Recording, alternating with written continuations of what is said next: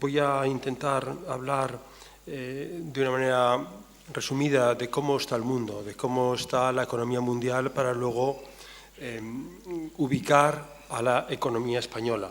La economía mundial tiene fundamentalmente tres grandes áreas, tres grandes zonas geográficas que van a velocidades distintas. La nuestra es Europa. Europa está sufriendo ahora una pequeñísima recesión, un estancamiento. Alemania en el segundo trimestre de este año creció negativamente, Francia tuvo crecimiento cero e Italia crecimiento negativo. La única economía de las cuatro grandes economías de la eurozona, que son Alemania, Francia, Italia y España por este orden, la única economía de esas cuatro grandes, España es la única que crece, creció el 0,6 en el segundo trimestre con respecto al primero y al 0,5 en el tercer trimestre con respecto al segundo. Pero en general Europa está vieja, Europa es un conjunto de países que van para atrás, que pierden peso en la economía mundial, tienen una tasa de paro muy elevada. Para que se haga una idea, los 17 países que formamos parte de la eurozona, hace 4 años, en el año 2010, teníamos una tasa de paro del 10%. Estados Unidos tenía una tasa de paro del 10%. Hoy Estados Unidos tiene una tasa de paro por debajo del 6% y la eurozona tiene una tasa de paro del 11,5%, ha pasado del 10 al 11,5%, mientras Estados Unidos, con políticas más expansivas, con políticas menos ortodoxas, pues ha conseguido tener un crecimiento mayor y una tasa de paro mucho menor. Tenemos un Banco Central diferente, ellos tienen la Reserva Federal y por tanto siempre la deuda americana la pagará el Banco Central de Estados Unidos, que se llama Reserva Federal, mientras que la deuda de la eurozona, de los países que formamos parte de la eurozona, no es tan fácil que la pague el Banco Central Europeo porque tiene un mandato de no bailout, de no ir en rescate de ninguna de las economías, de ninguno de los gobiernos, de ninguna de las administraciones públicas que forman parte del euro. Por tanto, tenemos una situación que para el año que viene esperamos un crecimiento para Estados Unidos del 3% y para la eurozona un crecimiento del 0,8%. Los emergentes. Voy a hablar mucho de emergentes, porque el futuro del mundo está ahí. El futuro del mundo está en ese grupo de países que crecen mucho más rápidamente, al 5% el año que viene, que han hecho unas políticas relativamente ortodoxas desde que comenzó este siglo, el siglo XXI, gracias también a la subida de los precios de las materias primas, cosa que se está acabando. Por cierto, al menos temporalmente, las materias primas parece que se están reduciendo por su abundancia, porque se ha hecho mucha prospección, porque se ha hecho mucha minería, ¿no? Porque estaban realmente los precios muy altos y la demanda está cayendo un poco. O sea que la situación es esta. El mundo europeo, ahí lo tenemos ahí abajo, la Unión Económica y Monetaria, la parte de la zona euro con crecimientos más bajos que Estados Unidos, con una situación en el 2008 base 100 que no hemos recuperado. La diferencia entre la raya de arriba negra y la raya de abajo negra es que la baja es demanda interna, consumo e inversión, y la de arriba suma exportaciones. Claro, la Unión Europea crece gracias a las exportaciones y seguirá creciendo el año que viene gracias a las exportaciones porque el euro se deprecia y eso hace que mejore la competitividad de nuestros productos. Estados Unidos ha superado esa situación 100, Estados Unidos sigue para arriba, Estados Unidos lleva décadas creciendo mucho más que Europa. Tiene costes sociales más bajos, por tanto también tiene más desigualdad, tiene costes laborales más bajos que Europa, costes fiscales, costes sociales, costes financieros, los tipos de interés están más bajos en Estados Unidos y además Estados Unidos gasta mucho más en investigación y desarrollo, tiene más innovación, tiene un sistema de mercado mucho más competitivo, es más salvaje, pero el resultado desde el punto de vista macro es muy bueno. ¿Y qué esperamos de Europa? Pues mira, yo os podría contar esta historia de la política fiscal, pues que hace falta relajar más las condiciones fiscales de acuerdo con Comisión Europea. Alemania no está muy de acuerdo con este asunto, está negociando con Francia. Hay toda una historia ahí de la necesidad de ir hacia unos Estados Unidos de Europa para que Europa sea como Estados Unidos. No lo es. Desgraciadamente seguimos siendo países distintos, cada política fiscal es diferente, cada país hace lo que cree mejor para sus ciudadanos y no hay un acuerdo de qué política fiscal podría ser única, podría ser la que nos ayudase a todos a salir de la crisis. Creo que el Banco Central ha hecho mucho en los últimos meses, ha hecho mucho, ya le queda poco por hacer. ¿Qué hace falta? Reformas estructurales, mercado de trabajo, en España, por ejemplo, la unidad de mercado. Mira que hemos hablado de unidad de mercado en España, y hay una ley de unidad de mercado y no se ha hecho nada por la unidad de mercado. Todavía las empresas tienen que pedir permisos para ir de una comunidad autónoma a otra, tienen regulaciones diferentes. Hay tanto que hacer todavía en la reforma del mercado laboral, en muchos mercados que siguen estando oligopolizados, la energía sigue siendo carísima en España. Hay tanto que cambiar en la política fiscal y en las administraciones públicas que España necesita reformas económicas y también Europa. Los objetivos los tenéis ahí, yo no lo voy a detallar porque no es el tema que traemos para hoy, pero luego en el turno de preguntas, por favor, las que queráis. Importante el PIB mundial. ¿Por qué es importante el crecimiento de la economía mundial el año que viene? Porque nuestras exportaciones, España ha crecido en los últimos años gracias a las exportaciones, dependen de ese crecimiento mundial. El crecimiento mundial para el año que viene es mayor que el que va a haber este año. Vamos a crecer al 3,8. Es verdad que China no va a crecer al 7,4, como creció o como va a crecer este año, va a crecer al 7,1, pero India, fijaros India, las reformas que se están produciendo y las que se van a producir con el nuevo gobierno que se ha elegido este año en India. Ayer os hablaron de India. Fijaros el crecimiento de India, 4,7, 5, 5,6 y para el año que viene 6,4%. O sea, India es un país que está creciendo con el desbarajuste que tiene, con el follón que supone gobernar a 1.100 millones de habitantes, pero poco a poco su crecimiento va convergiendo con el de China y, lógicamente, es muy probable que en el 2050 la economía de India tenga mucha más población que la de China y su crecimiento y su economía esté muy cerca. Brasil está un poco debilitada, México está creciendo gracias a Estados Unidos, España crece al 1,7, crece más que las otras economías de la zona euro, menos que Reino Unido, que va a crecer al 2,7 el año que viene, pero bueno, ahí lo tenéis. Estados Unidos al 3,1, las previsiones son buenas para el año que viene y por tanto para el año que viene, y estos no son datos de hace 6 meses, son los últimos datos publicados por el Fondo Monetario Internacional en este mes de octubre, en el World Economic Outlook del año de otoño, ¿no? de otoño de este año. Y ahí veis, cuanto más azul, más crecimiento. Cuanto más azul, crecimientos del 6%. ¿Quién está creciendo en el mundo? Pues China, India. ¿Quién está creciendo? El África subsahariana. ¿Quién está creciendo en el mundo? La parte de América Latina que está en el Pacífico. Chile, Colombia, Perú, México, decíamos antes.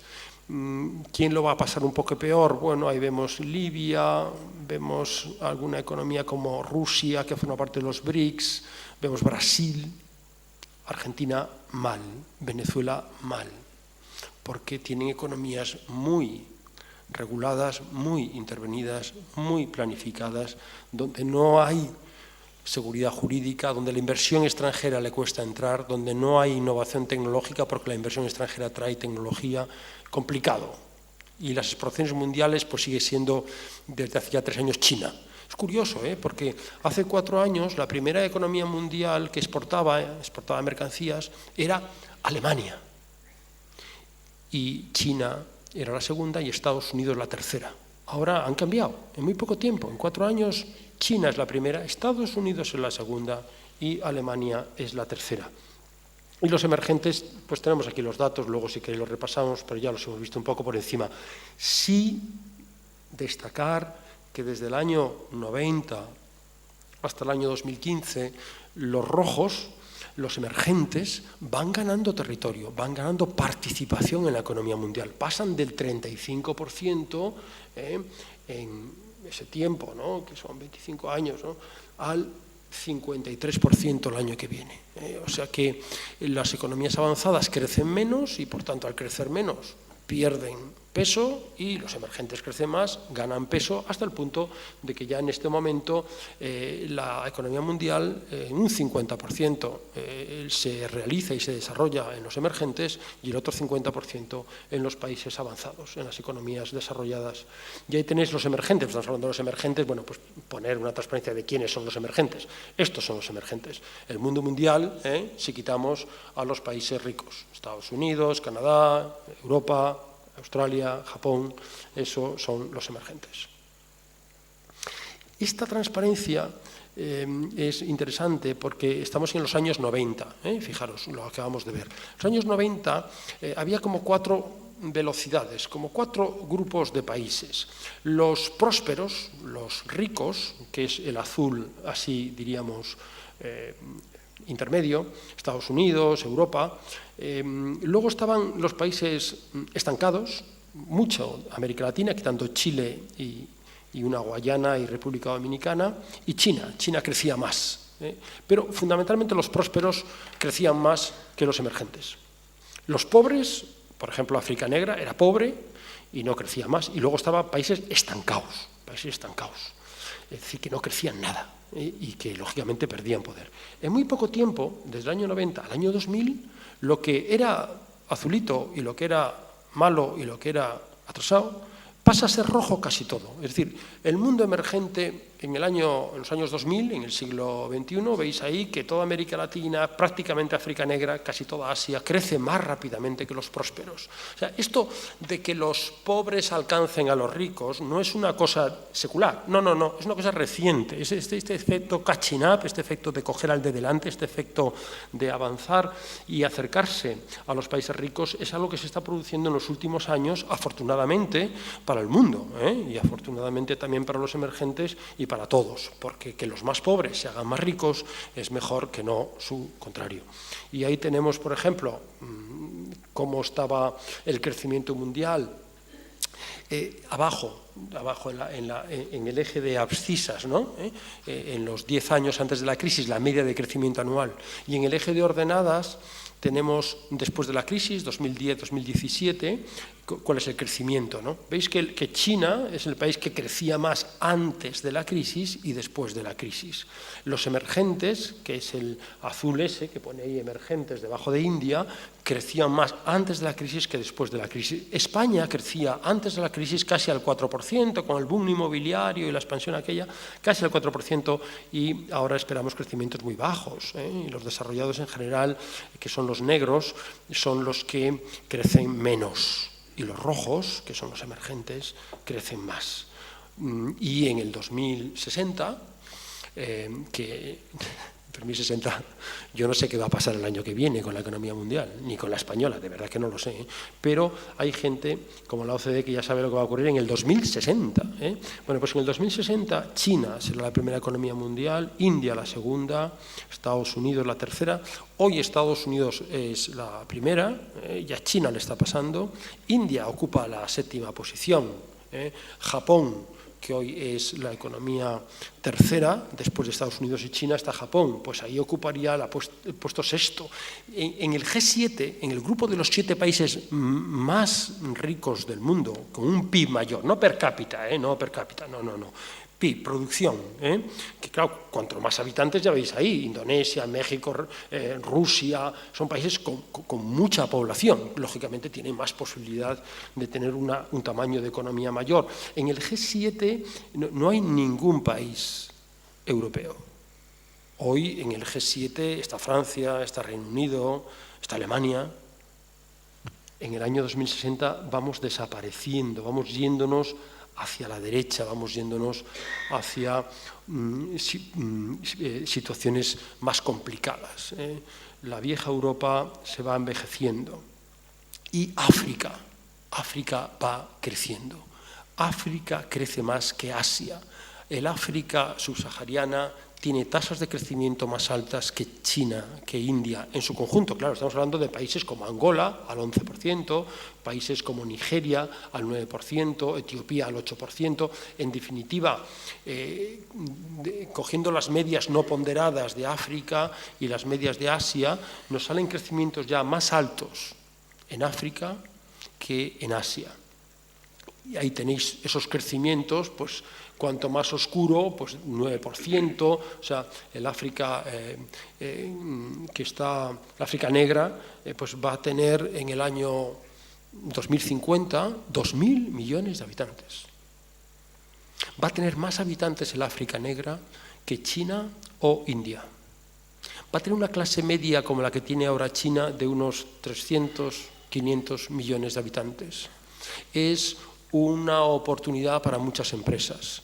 Hoy África negra está colonizada fundamentalmente por los chinos. Los chinos llegan allí y son unos corruptos, los gobiernos africanos son muy corruptos también y se ponen de acuerdo muy rápidamente.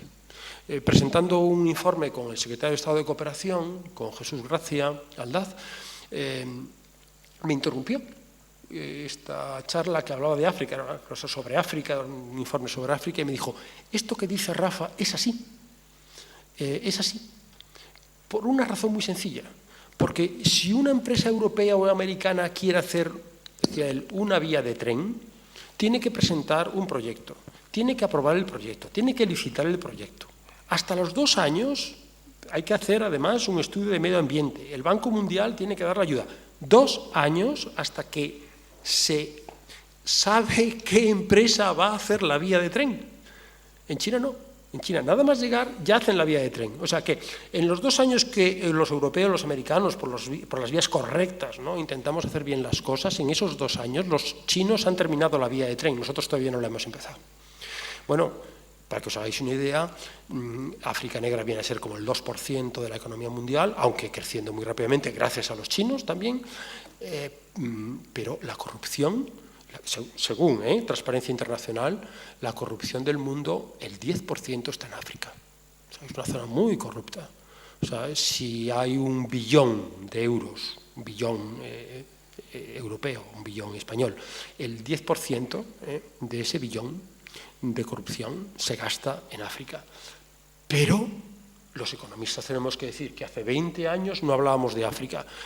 Bueno, probablemente Cáritas, el Domum, la Iglesia Católica hablaba de África. Los economistas no hablábamos de África. No existía África en el mapa económico. Hoy hablamos de África.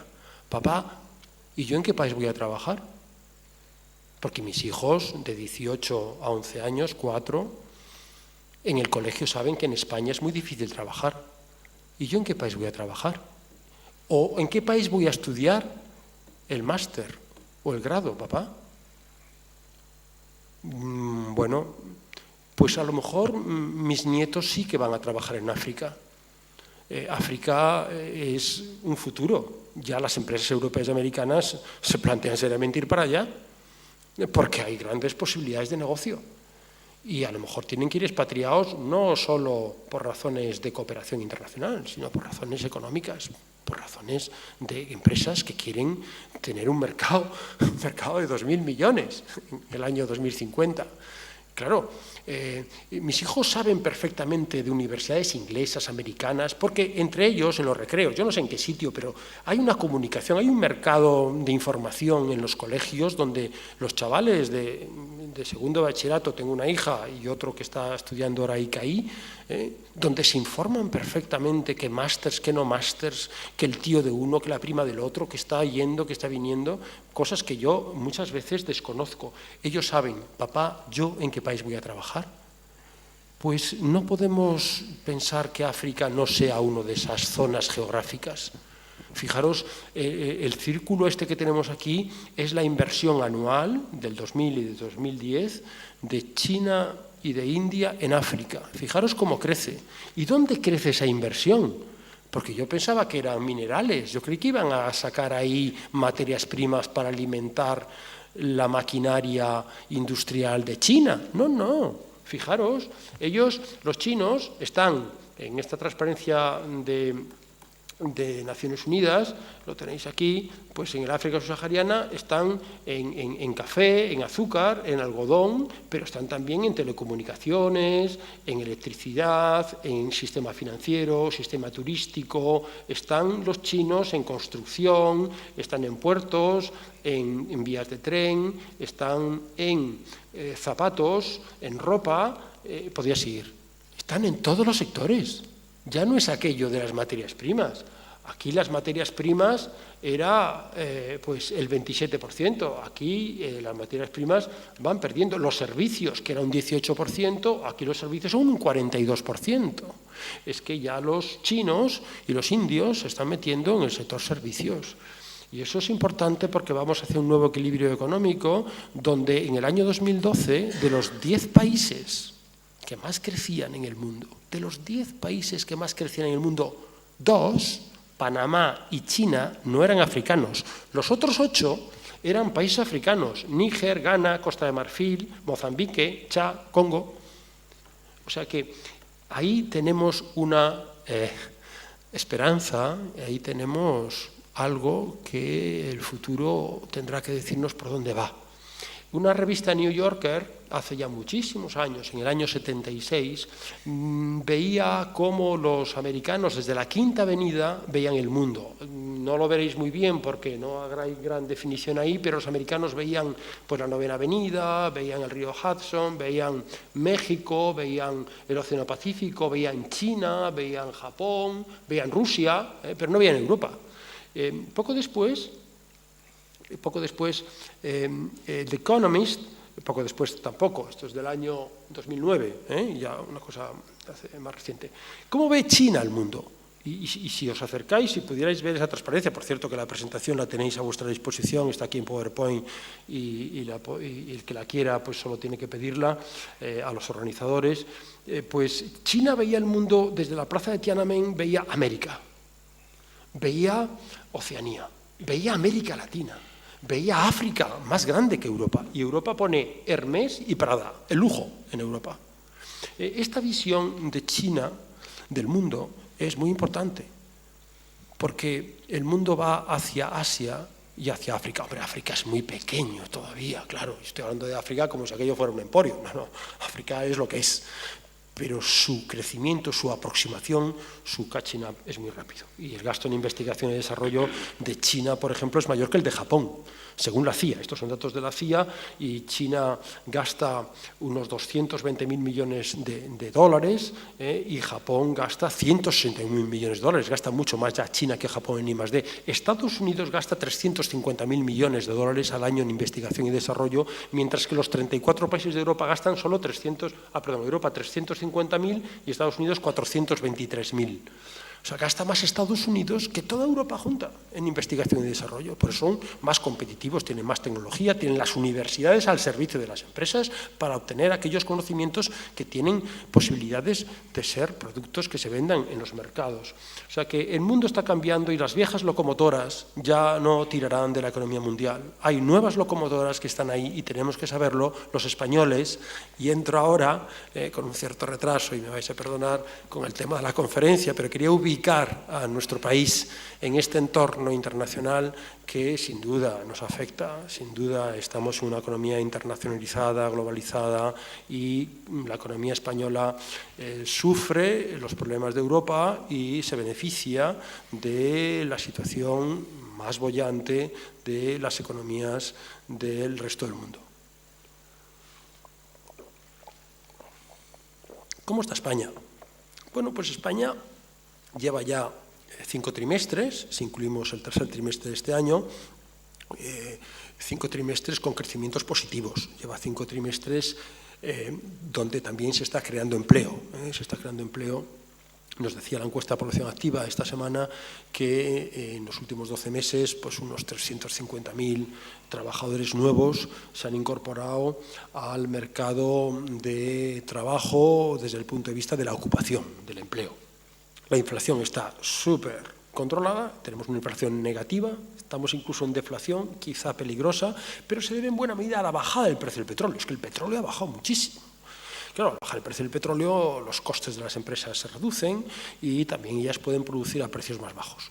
O sea, hay un problema de precios bajos porque la demanda interna no es muy potente, pero hay un tema de precios bajos porque las materias primas han bajado mucho sus precios. Por lo tanto, la inflación muy, muy baja, incluso negativa, favorece a los pensionistas que ven que sus pensiones van a crecer un 0,25, los asalariados que ven que sus salarios pues, no crecen, incluso disminuyen, y beneficia a las empresas, porque en la medida que los precios sean bajos también son más competitivas en los mercados internacionales y tienen una razón para no subir sus costes laborales y poder vender mejor sus productos en los mercados internacionales. España está saliendo de la crisis por las exportaciones, saliendo de la crisis porque en el año 2007 las exportaciones de bienes y servicios eran el 24% de nuestra producción y hoy las exportaciones de bienes y servicios son el 34% de nuestra producción, 10 puntos más. Y ese es el camino que hemos seguido. Bueno, malo, regular, no lo sé. ¿Qué tenemos que haber hecho? No subir los impuestos cuando llegó el PP, no lo sé. El hecho es que ahora estamos donde estamos. Y a todo lo pasado, todos podemos decir cosas que pudieron haberse hecho mejor, pero estamos aquí. Estamos aquí ahora con una situación de bajada de impuestos el año que viene, con unos precios de la energía más baratos, lo cual deja más renta disponible a las familias. La bajada de impuestos también deja más renta disponible a las familias. El aumento del empleo aumenta la masa salarial y, por tanto, el consumo va a venir por ese aumento de renta disponible y de la masa salarial. Y eso nos permite ver el año que viene con más optimismo, con un crecimiento del 2% para la economía española frente a un crecimiento del 1,3, 1,4 para este año 2014. Y eso es positivo porque eso va a crear más empleo. Es cierto que todavía hay mucho parado en España, es cierto que la tasa de paro está súper alta y que hay que bajarla y que hacen falta reformas para bajarla, pero estamos en una senda que en vez de ir a peor va a mejor. Estamos en una senda que hace 2 años España tenía unos tipos de interés altísimos y una prima de riesgo súper alta y ahora estamos muy bajos en tipos de interés y en prima de riesgo, que estábamos en recesión con crecimiento negativo y ahora estamos con crecimiento positivo, que estábamos destruyendo empleo y ahora estamos creando empleo, que teníamos un déficit exterior y ahora tenemos un equilibrio en las cuentas con el resto del mundo, que teníamos un déficit público que incluso llegó a ser del 10% del PIB, a un déficit público que se está reduciendo, que sigue siendo alto, del 6% más o menos.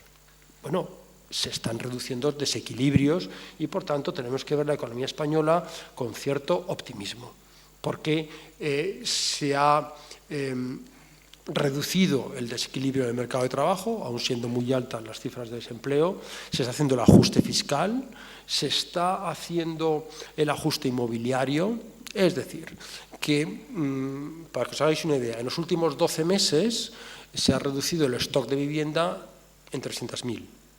Ciertamente que hay 1.400.000 viviendas por vender, 700.000 más o menos de primera mano y otras 700.000 de segunda mano que están a la venta.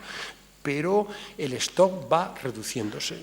El desequilibrio en el mercado inmobiliario se va estrechando y bueno, esa es una buena noticia porque hace bien poco seguía aumentando y aumentando la construcción y no compraba nadie.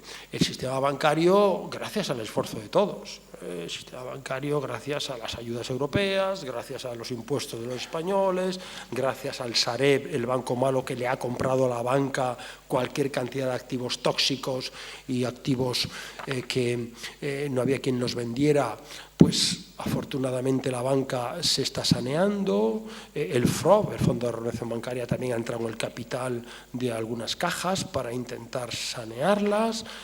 Bueno, hoy por hoy se puede decir que ya en muy poco tiempo el crédito va a aumentar, el stock de crédito, hay crédito. Lo que pasa es que, claro, el problema es que se está reduciendo el crédito, porque los grandes créditos que se dieron en la época inmobiliaria, en la época de la construcción, en la época de expansiva, en la época del boom, los grandes créditos, esos se están ahora pagando, se están terminando de pagar, se están cancelando. Claro, al reducirse esos créditos grandes, pues sustituirlos por créditos pequeños, que son los que se dan ahora, pues es complicado. Por lo tanto, el crédito sigue a la baja porque hay que desendeudarse además, las familias tienen que reducir sus deudas, también las empresas. Bueno, se ha producido el ajuste exterior y estamos cambiando el modelo productivo. Y lo que voy a explicar a partir de ahora es esto. ¿Qué cambio de modelo productivo que se está produciendo en España? ¿Qué tiene que ver la economía española de ahora con la que había hace tiempo? Lo primero, nos guste o no, España ha tenido desde el año 65 hasta el año 85, por tanto, estamos hablando 65-95, 30 años, 65-95, un empleo de 12 millones, 11 millones, 13 millones. En el año 95, ese último año de Felipe González, eran 12 millones de ocupados, de gente que tenía un trabajo. Con el boom inmobiliario y con la entrada de inmigrantes, 5 millones de inmigrantes, hemos pasado de 12 millones de ocupados a 20 millones y medio, 8 millones y medio en el año 2007, que empieza ya la bajada. Y desde el año 2007 la ocupación ha ido cayendo porque el empleo que se fue creando del 95 hasta el 2007 es un empleo de baja productividad. Sector turístico, sector servicios, sector la construcción, de baja productividad. 8 millones y medio. Claro, no es que ahora haya que absorber esos 8 millones y medio de ese gran largo periodo de 30 años, ¿no? 65-95, no. Pero bueno, ha ido cayendo la ocupación, se ha ido destruyendo empleo y probablemente ya en el 2014, en vez de caída, tengamos una pequeña subida. Pero vamos, se han destruido de 20,5 a 16,7, es que se han destruido 4 millones de puestos de trabajo en España en muy poco tiempo. Y eso, lógicamente, la sociedad lo ha sufrido. Y estamos aquí precisamente para ver cómo esta sociedad progresa. Esto se llama el progreso de los pueblos, decía el obispo en la homilía, ¿no? Una sociedad nueva, ¿no? Una sociedad mejor. Esta sociedad que tiene España es una sociedad nueva, una sociedad mejor. Bueno, parece que el empleo está aumentando, después de gran destrucción de empleo, parece que el empleo está aumentando. Parece que el modelo es más sofisticado. Fijaros, exportaciones de bienes de equipo. En 2013 alcanzamos el máximo, 36.168 millones de euros. Nunca habíamos exportado tantos bienes de equipo, maquinaria, bienes de equipo, productos sofisticados, con alto nivel tecnológico. Y las importaciones han ido cayendo también por la debilidad de la economía española. Pero lo importante es la cobertura.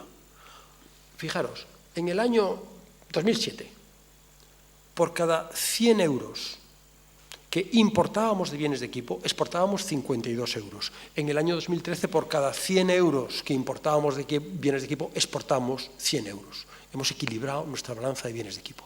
Esto es una señal de que el modelo económico español está cambiando. Ya no es un modelo basado en la construcción. Productos de alta tecnología, son los productos más sofisticados, productos maquinaria médica, productos muy tecnológicamente que incorporan mucha tecnología.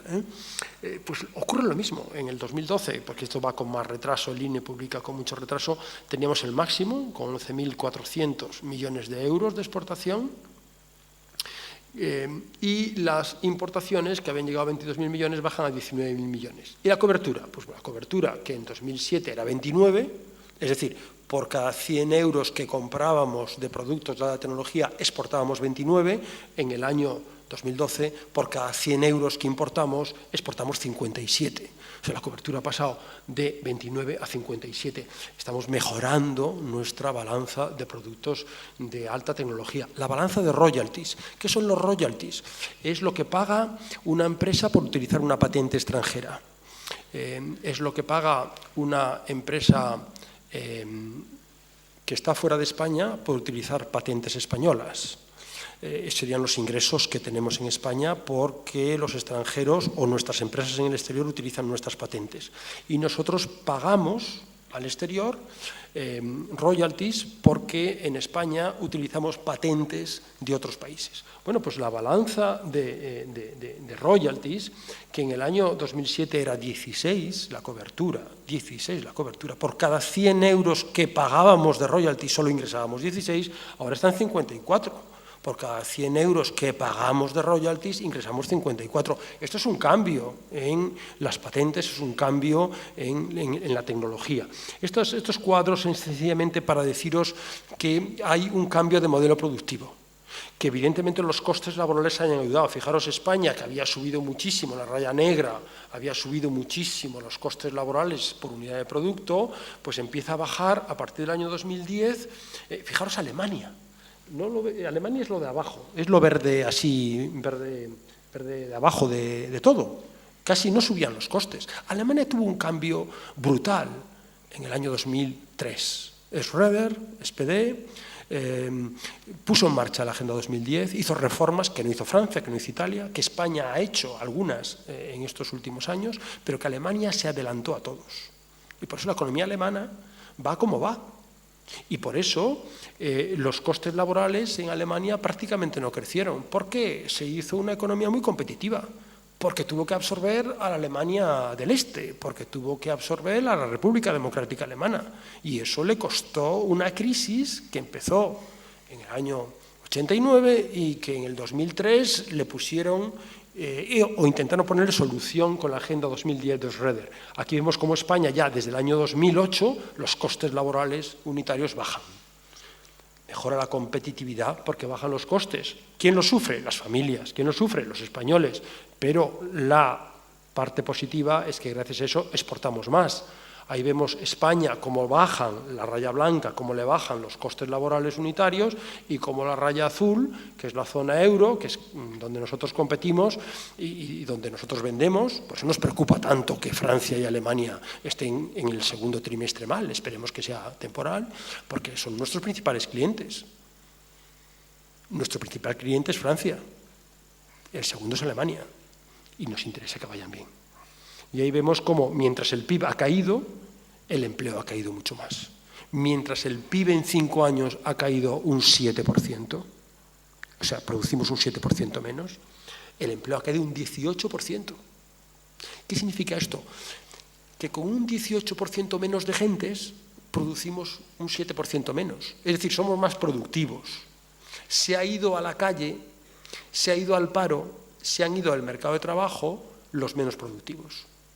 Cual siempre es una engañifa, ¿no? Yo digo a mis alumnos, claro, si esta clase tiene una media de 8, ¿vale? Tiene una media de 8, estos tienen 10 y estos tienen 6, ¿vale? La media es de 8. Claro, si yo echo a esta parte de la clase, a los que tienen un 6, y me quedo con los de 10, la media me sube de 8 a 10, pero me tengo que echar a unos tíos que tienen un 6. O sea que la productividad a veces nos engaña, porque lógicamente supone aumento del paro, sobre todo el de baja cualificación. Y nos hemos quedado con los mejores. Pero bueno, estamos en un modelo distinto, un modelo donde hay inversión en las empresas, que está mejorando su nivel tecnológico, un mayor registro de patentes, un incremento de exportaciones y una mejora de la formación. ¿Esto es así? Pues no. ¿Debería ser así? Sí. El nuevo modelo es este.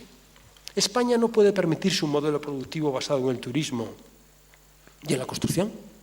No podemos volver a eso. Tenemos que tener este otro modelo, donde haya más gastos en investigación, desarrollo e innovación, más de los que hay, donde haya más patentes, menos, me vais a perdonar los académicos, menos artículos en las top journals, en las grandes revistas científicas, menos investigación académica y más investigación que se pueda aplicar a la producción de bienes y servicios. Patentes, que son lo que permite mejorar la innovación y la tecnología. Yo soy académico y los académicos, lógicamente, vivimos de las publicaciones en los top journals. Incremento de las exportaciones, lo estamos haciendo, y mejora de la formación, que hay mucho que mejorar. Y apostar más por la excelencia. y apostar más por una formación no tan igualitaria, donde también puedan ser mimadas las personas y bien tratadas las personas más capacitadas y esas que puedan tener un sitio en España.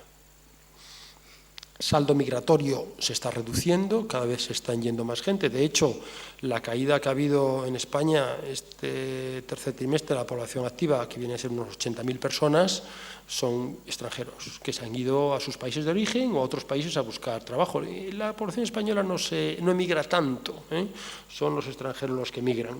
Y las condiciones pues, para sobrevivir en este mundo, por ejemplo, el mercado de la vivienda, que siempre pregunta por el mercado de la vivienda, claro, pues ahí hay mucha vivienda por vender, pues es complicado, porque el nivel de desempleo sigue siendo alto.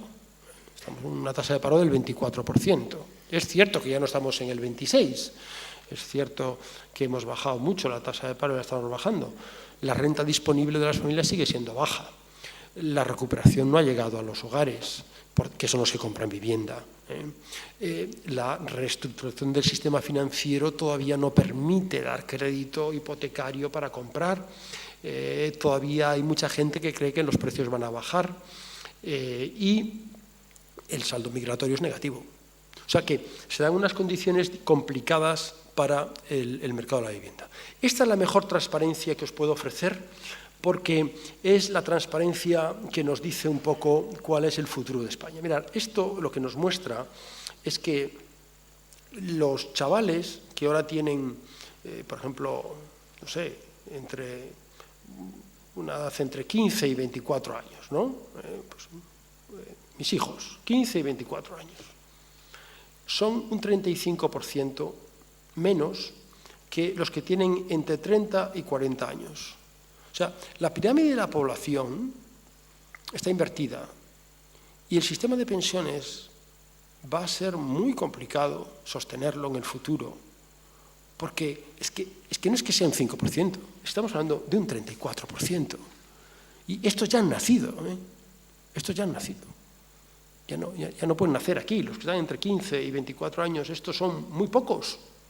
Y tienen que pagar las pensiones de los que poco a poco se van a ir jubilando. Los que estamos aquí arriba, ¿verdad?, por encima de los 60, pues bueno, oye, vemos el mundo relativamente, ciertamente optimista, ¿no? Es decir, bueno, hay unos tíos aquí abajo que van a seguir currando, ¿no? Pero los que están abajo de todo, eso lo van a tener muy complicado, muy complicado. Y la población de más de 65 años sigue creciendo. Ahí pasamos de 16.5 a 18.2. O sea, y las estimaciones del INE, el INE que trabaja fenomenal, el INE que trabaja con un cuerpo de estadísticos facultativos que tiene unos datos súper sofisticados y súper creíbles. El INE cada año, ahí lo tenéis en la transparencia de la izquierda, va haciendo proyecciones de población. Va a hacer esta semana que viene, hay proyecciones de población del INE, las hacen cada 6 meses, pero ahí veis, por ejemplo, la del 2007, que era el azul, que iba creciendo la población española, ya la roja del 2008 para abajo, en muy poco tiempo. La del 2010, más para abajo. La del 2011, ya que la cosa baja. Y la del 2013, vamos a ver la del 2014 de esta semana que entra, es en picado. La población se reduce, la población se contrae. Y se contrae no porque se muera gente, no porque los mayores de 65 años se vayan al extranjero.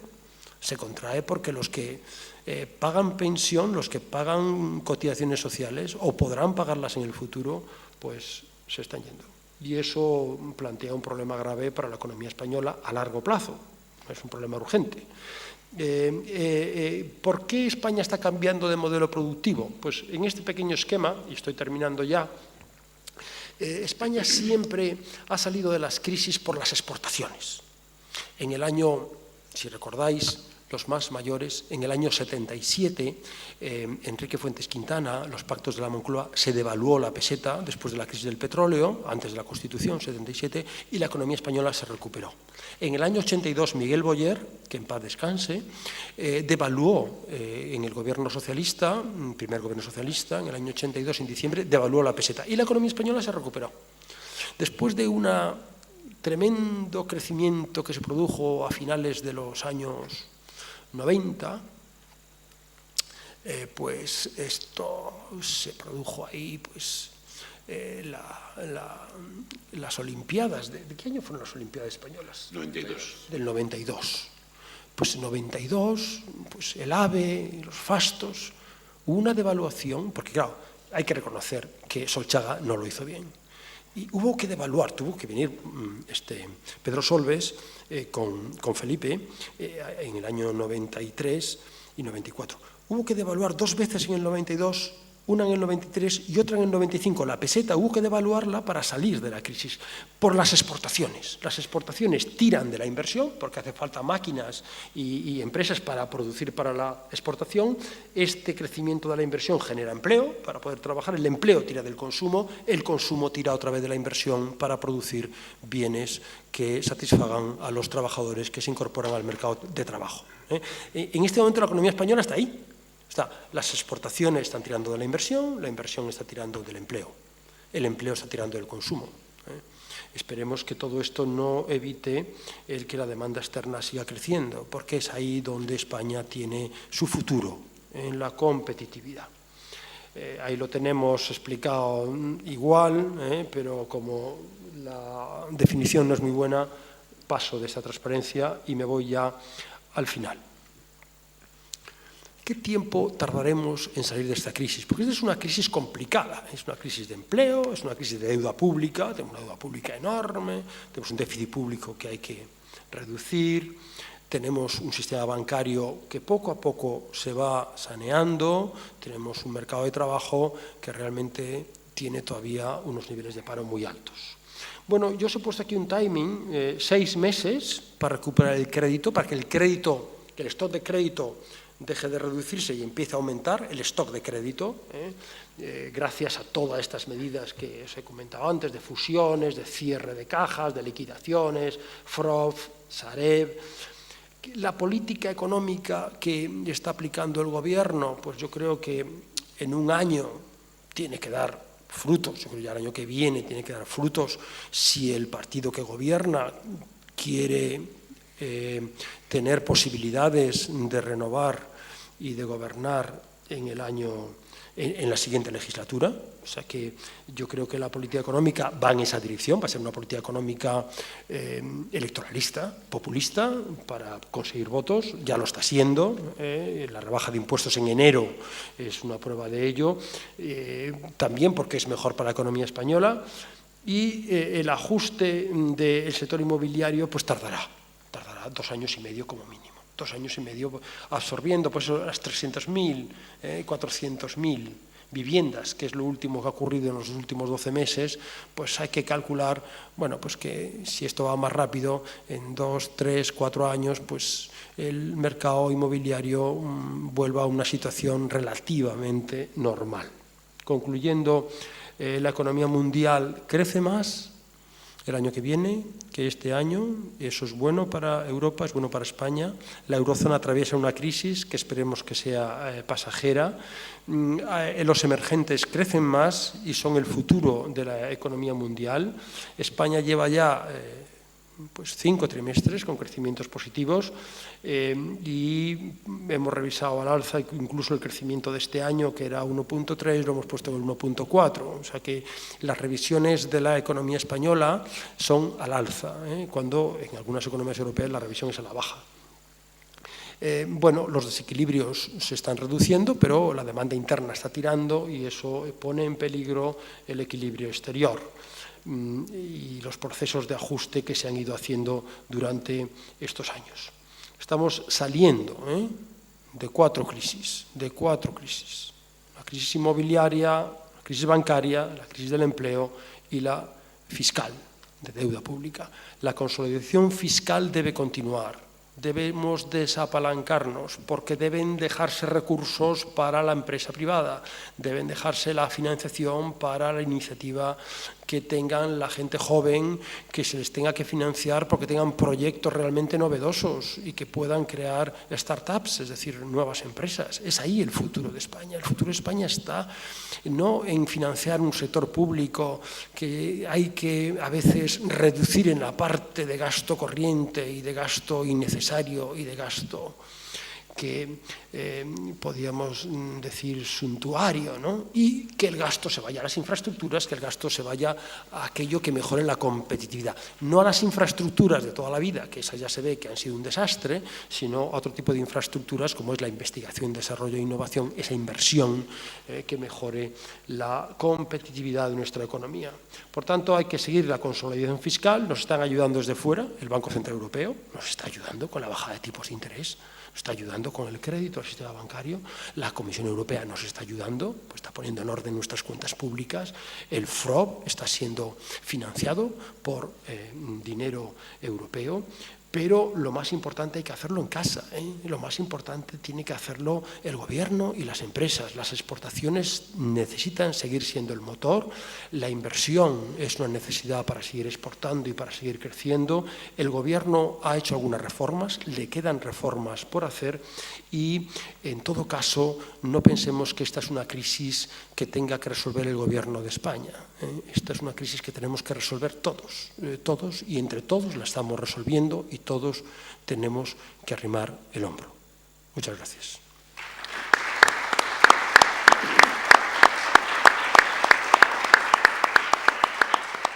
Gracias.